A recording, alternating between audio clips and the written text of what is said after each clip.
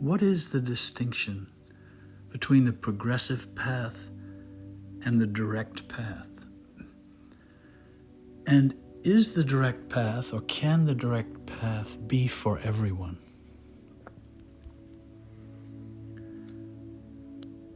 From one point of view, the direct path is for those who are ready and prepared for it. As Shakespeare said, the readiness is all. Which means also that the direct path is not for those who are not ready, not ripe, who are not prepared yet to intuit and to realize what consciousness or awareness really is, beyond all thought, all emotion, all movement, all sensation, and all feeling of I as the person. It's also true that the direct path and the progressive path are different sides of the same thing, like two sides of your hand. They are inextricably connected as long as awareness is tethered to a human body and mind. But this isn't a bad thing, because while awareness is associated with the body and mind, they need each other. They need each other's cooperation and corroboration and union. In right order, the mind and body, or what the fourth way calls the four centers, learn to honor and accommodate and yield to awareness without appropriating awareness as a sense of identity. At the same time, awareness, by maintaining self-realization as awareness, that is, without collapsing into the four centers in the form of identification, enables the mind and body to operate more naturally, more easily, with less tension, less worry, less resistance, and above all, with a clearer capacity to deal with the realities of life as a human being. It needs to be understood, however, that we're talking about two different dimensions: the dimension of the body and mind, our physiology and our psychology as humans, and the higher dimension of conscious awareness.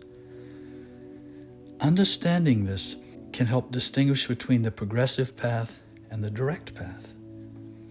Because when you view it as different dimensions, the progressive path refers to the mind, on behalf of itself and the body, aspiring from a lower dimension to reach up to the higher dimension of awareness, while doing so with the acknowledgement that it's not awareness, that awareness is the Lord or Master or Beloved, and that all the efforts and practices and devotions and surrenders are just expressions of the lower dimension, yielding to and essentially giving itself up to a higher dimension so as to be absorbed by that higher dimension.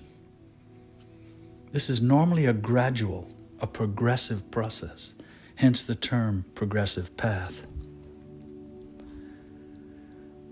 On the other side, the flip side of the hand, the direct path is meant to refer to the higher dimension of awareness itself, cognizant of, conscious of itself as a higher dimension of being that is not striving to reach itself and is instead being itself in such a way that it consciously absorbs the body and mind, and in particular absorbs the sense of I that normally occupies the mind and body. As this sense of I is absorbed, the mind and body are left as pure instruments, vessels, for the manifestation of the influences of conscious awareness, rather than as the embodiment of a feeling of identity. There is also what is sometimes called the pathless path. This implies no direction, no progression, no striving, no arriving, no accomplishment of what would otherwise be seen as some kind of spiritual growth, movement in a direction toward an end, toward a final flowering. The truth is, though, that we are always already where we imagine we are going, or where we imagine we want to go. We can't ever be other than here and now. It's simply a matter of how clearly and how deeply we realize this. and from where in us this realization is happening. At the deepest level of realization, it reveals that the progressive path, the direct path, and the pathless path are all one.